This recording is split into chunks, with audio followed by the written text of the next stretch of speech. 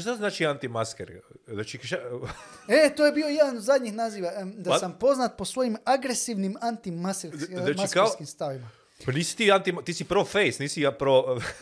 Mislim, kod da smo se rodili s maskom. Kao da je to cijeli život. Kako možeš biti agresivni antimasker? Jer to kao cijeli život. Kad je maska samo zadnjih par mjeseci. Šta sam onda bio? Agresivni pro-face do sada. Da, do sad si bio... Kako si mogu uopće kroz život hodati? Kako se rodio bez maske, jebate? Pa nisi ti normalan, jebate. Uglavnom kaže agresivni antimaskerski stavovi.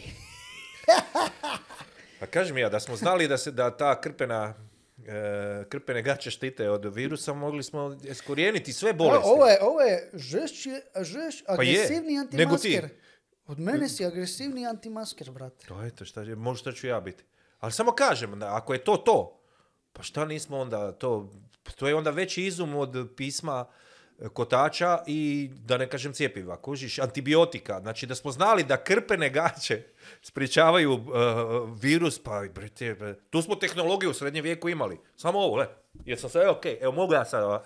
Ti sad možeš na intenzivno uredno.